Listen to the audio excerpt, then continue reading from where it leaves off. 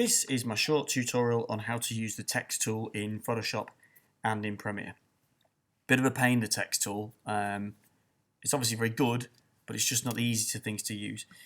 T on the keyboard in Photoshop, if I'm in Photoshop, press that and automatically select it over here for you, so you've got it ready to go. And my best advice on using the text tool in Photoshop is click and then write something in. So I normally just write hello.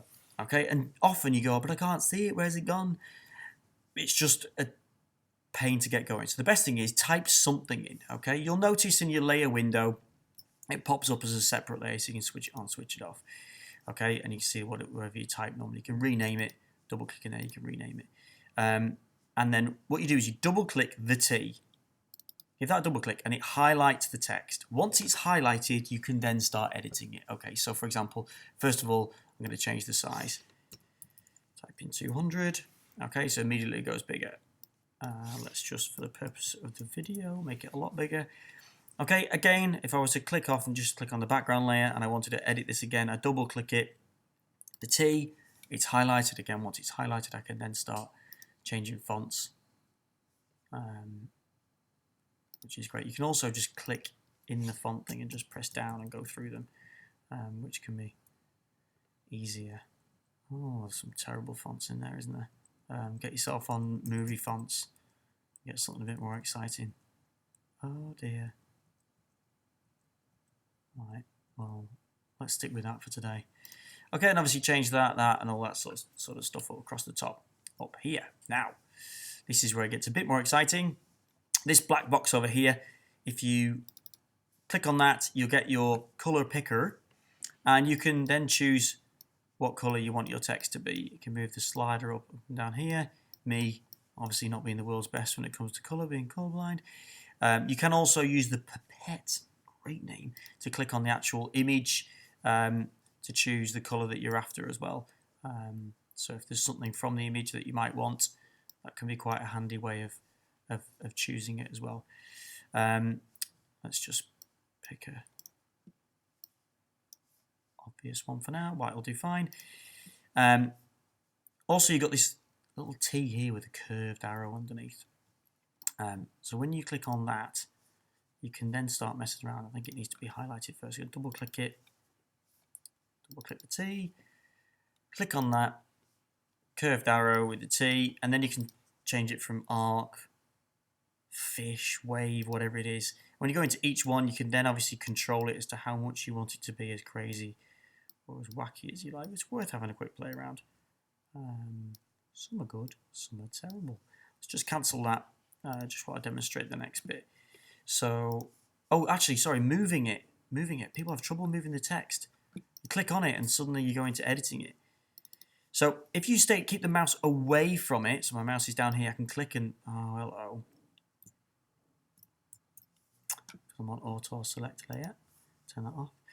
If I double click it, I can move my font around like that, which is, if you click on it, it starts editing it.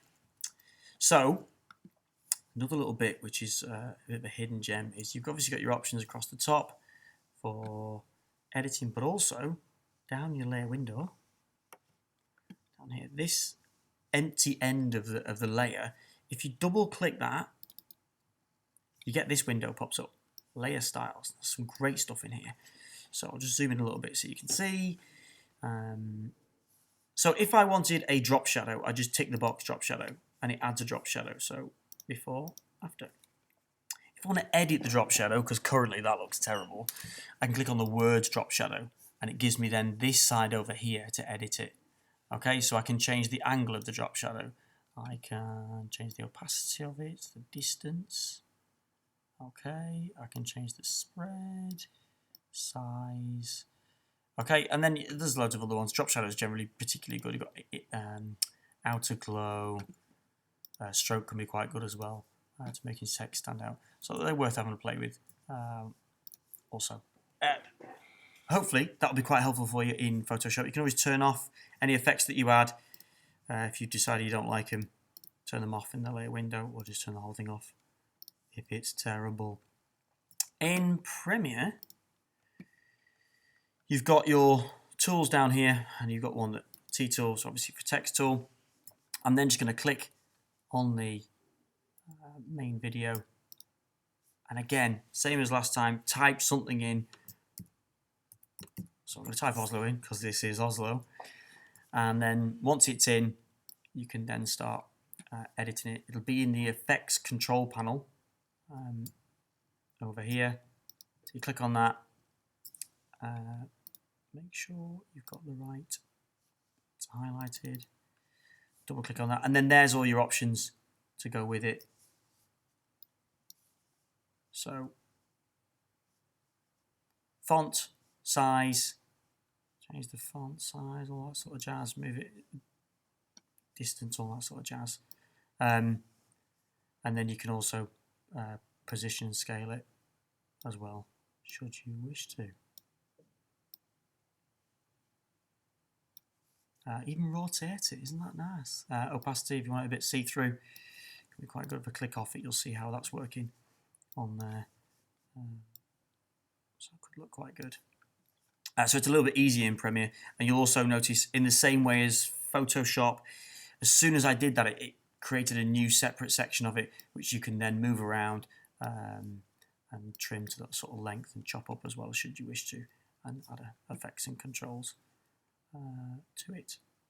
So nice. Hopefully that will help with your, why is it messing up, with your use of Premiere. I sort of think, you know, if a Power Ranger can do it, you can too.